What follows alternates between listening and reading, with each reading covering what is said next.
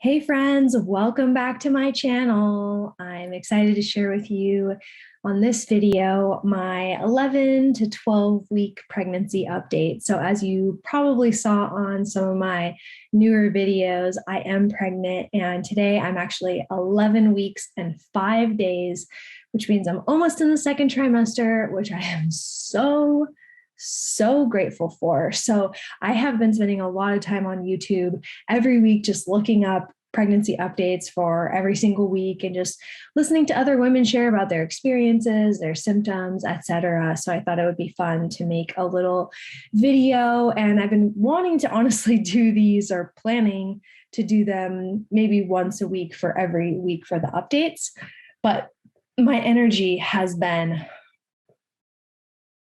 just not great.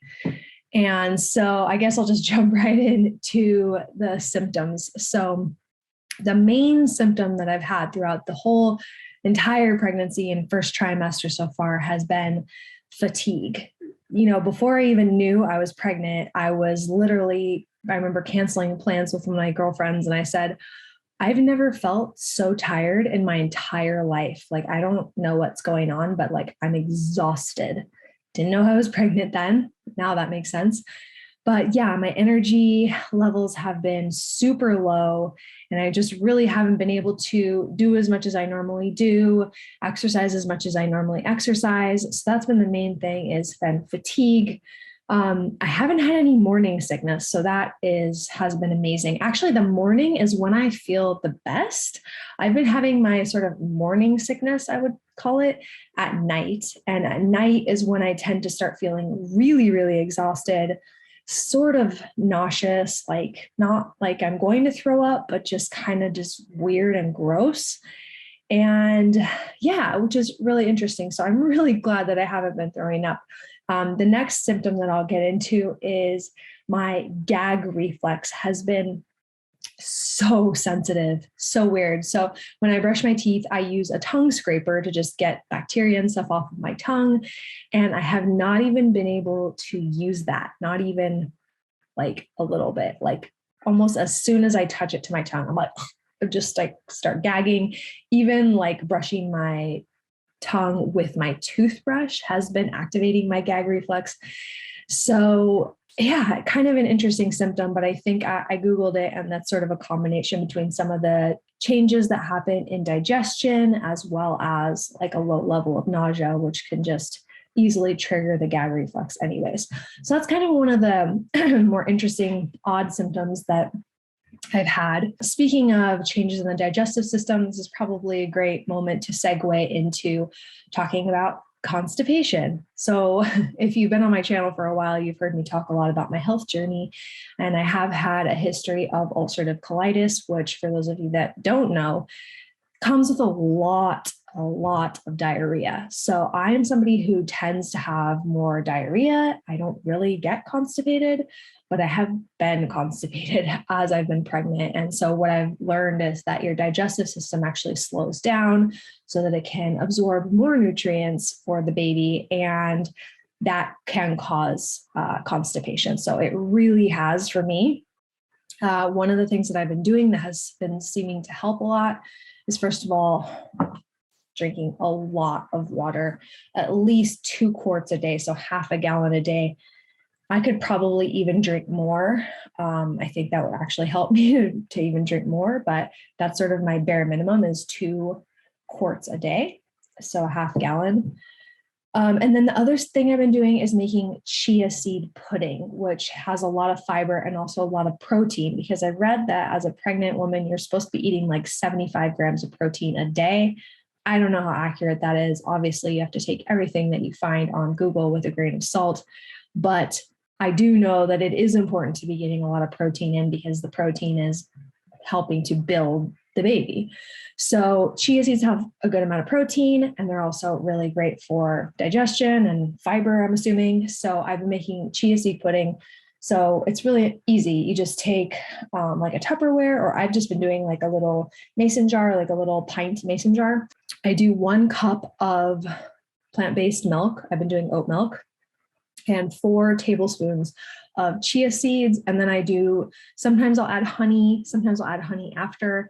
Sometimes I'll do like a teaspoon of cacao if I want like a little bit of chocolatey flavor or cinnamon. You can honestly do whatever you want to flavor it. But the main thing is 1 cup of plant-based milk and 4 tablespoons of chia seeds. And then you just give that a really vigorous shake until it's fully integrated, because if you only shake it a little bit, it will separate. So shake, shake, shake until it's fully integrated. And then you fridge it for like, I think 8 hours or something. So I've been eating that with berries, and I make some coconut whipped cream, which is so good. I highly recommend just Googling how to make easy coconut whipped cream, totally vegan, sugar-free. So that's been one of my favorite breakfasts. Okay, now it seems like a good time to segue into food cravings and aversions. So I haven't had any super strong cravings or aversions.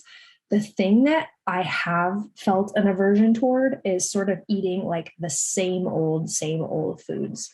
Like my husband and I, we would always make turkey bacon. Like for the last year, probably almost every single day, we would make turkey bacon. I can't even like look at turkey bacon now. If he makes it, it's fine. I don't care. I don't care if it's around, but like I don't want to eat it. And I don't want to eat like the normal stuff that we normally cook and make. I'm just kind of like, ugh, I just want something new, something different, something delicious. I haven't really been wanting to cook, which is weird because normally I cook like 80 to 90% of my meals. So I've been eating out a little bit more, which is fine. I've been eating a lot of eggs and toast, a lot of toast and butter. I just find too, like, and I've heard a lot of women say this, that when I am sort of feeling a little bit nauseous, that eating something really plain like butter or even applesauce has been helping a lot. I get those little organic applesauce packs, they're like little squeeze packs from Costco, and I just keep those in my purse for if I'm ever out and really, really hungry, which that's the other thing. I have been so hungry. Like literally I'll eat a meal and then like 2 hours later, I'm like, I am ready for another meal. And so I've just been letting myself eat whenever I'm hungry and just trusting that that's what my body needs and that's what the baby needs. So yeah, just really, really strong hunger. And let's see, what other symptoms have I been having? A little bit of heartburn, which is common. My boobs are a lot bigger than they normally are, and they're still very tender. They're not as tender as they were maybe a few weeks ago or earlier on in the pregnancy, but they definitely still are tender. And I know that is obviously a thing. Your body's preparing to breastfeed, and so it's a common thing for them to get bigger and for your nipples to get darker and stuff like that. So that's a common thing. I have been out of breath really easily. So like even like making the bed or just doing like simple things in the garden or around the house, like I've been getting out of breath a lot easier. Honestly, I am finding over the last 2 or 3 days that my symptoms are getting easier. I feel my energy coming back, which is so nice. I've heard so many women say as you move into the second trimester, for a lot of women, it gets easier. Not everyone, obviously, everyone's body is different, but I feel like 3 or 4 days ago, I was having almost like the hardest time that I've had, but now I'm feeling better. So I'm hoping that just continues and that things start to get easier and easier. I have a little bit of like light cramping in my womb. So it's not intense. It's not like as bad as period cramps, but just every now and then I feel a little bit of cramping, which is normal again, because the uterus has expanded to more than double its normal size at this point in the pregnancy. So that's obviously normal. I don't really think I have a belly. I think it just kind of looks like I have a food baby or I'm a little bit bloated. It's not like you would look at me and say like, oh, she's pregnant. Like it's not that obvious. I'll just show you what my belly looks like. I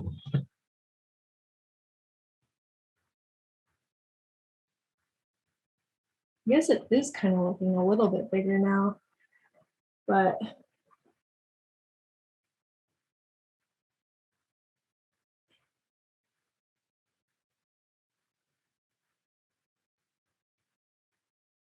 Yeah, I guess it is. I guess you can sort of see a little bit of a belly now.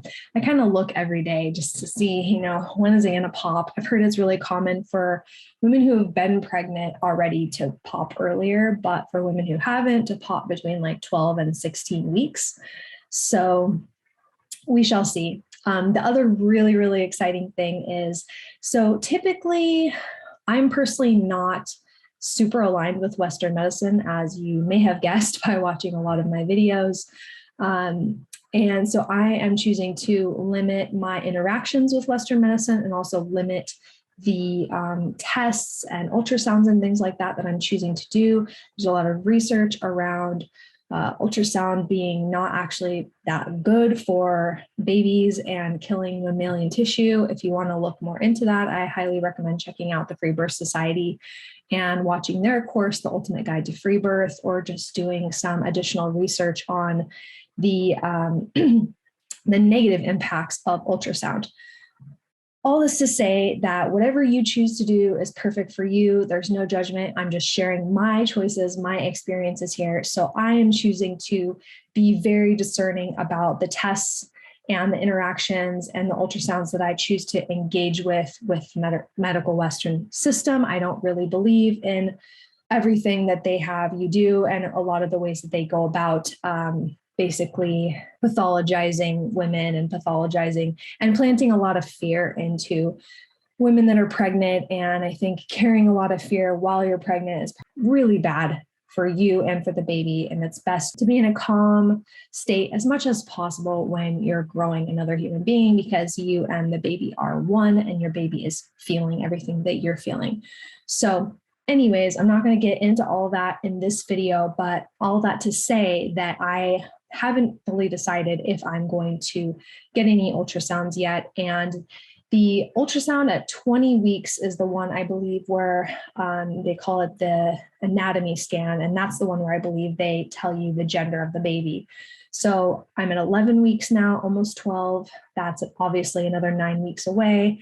Haven't decided if I'm even going to do it yet, but truthfully, I just don't want to wait that long to find out the gender.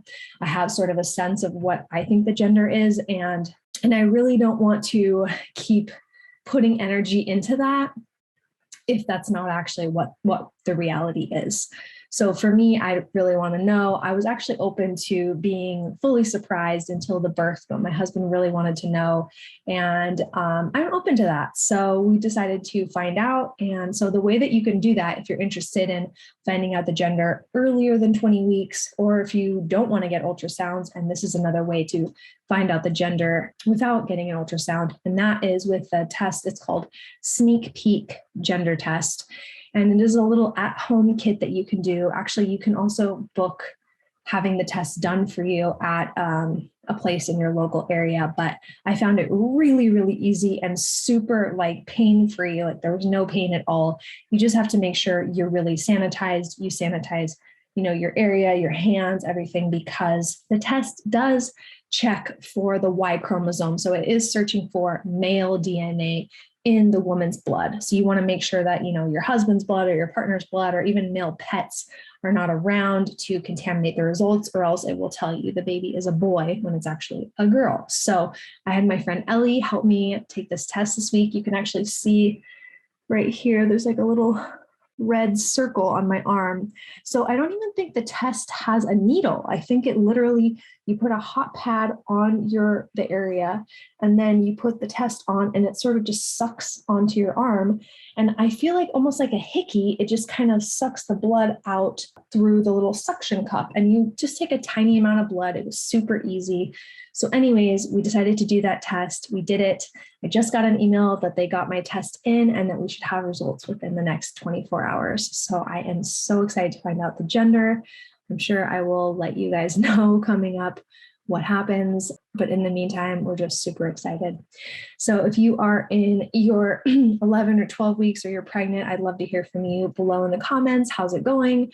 What are your symptoms that you're having? And are you choosing to find out the gender or not? I just want to send you so much love and peace. And there's been a little bit of a wild journey of just surrendering, what's happening in my body and surrendering some of the fears that have come up but I'm really, really grateful. I'm so excited and honored that this soul has chosen me and Josh to be its parents. And I just can't wait to meet our baby. So right now at 11 weeks, we'll just round up to 12 weeks because 12 weeks is in 2 days. The baby is the size of a lime, which is amazing. So I've been learning a lot and researching a lot because I'm just the type of person, I love to learn and I love to research and I want to know as much as I can.